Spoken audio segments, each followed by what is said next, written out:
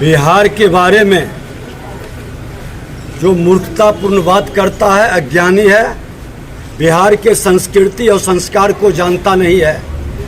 ये वही बिहार है जहाँ जिस धरती पर हम खड़े हैं यदि कुंभ का स्थल रहा।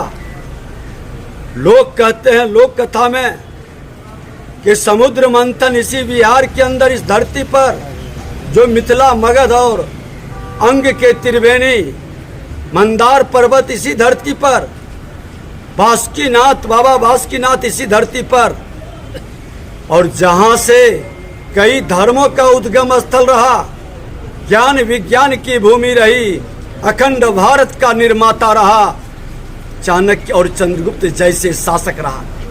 और उस धरती के बिना देश का इतिहास अधूरा है। और उस धरती को कोई कलंकित करने का प्रयास करता है तो वो मूर्ख है, असुर प्रवृत्ति के लोग हैं। और असुर प्रवृत्ति को हमारी शक्ति की भक्ति से जो वंचित रहा है उसका मुक्ति निश्चित है। इस धरती से वैसे असुरों का नाश निश्चित है। जीएसटी को लेकर के तेजस्वी यादव ने सवाल उठाए कि बिहार को उन्होंने बोला फायदा होगा, लेकिन इससे कुछ नहीं, कंफ्यूज कर रहे हैं लोग। ये सोने के चम्मच लेकर जन्म लेने वाले, अनुकंपा की राजनीति करने वाले, जंगल राज के पाठशाला में पढ़कर अराजकता और गुंडा राज उत्पन्न करने की मानसिकता अब भारत के अंदर और देश के अंदर नहीं चलेगा।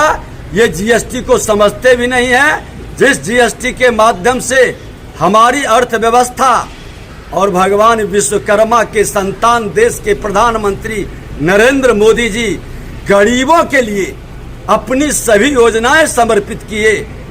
माँ भारती के संतानों के लिए, किसानों के लिए, महिलाओं के लिए, युवाओं के लिए और गरीबों को फोकस करके उनके उद्धार और कल्याण के लिए, उनके विकास के लिए विकसित भारत बनाने का संकल्प को साकार कर रहे हैं। इसलिए इन सोने के चम्मच लेकर जन्म लेने वाले लोगों को समझ में नहीं आएगा।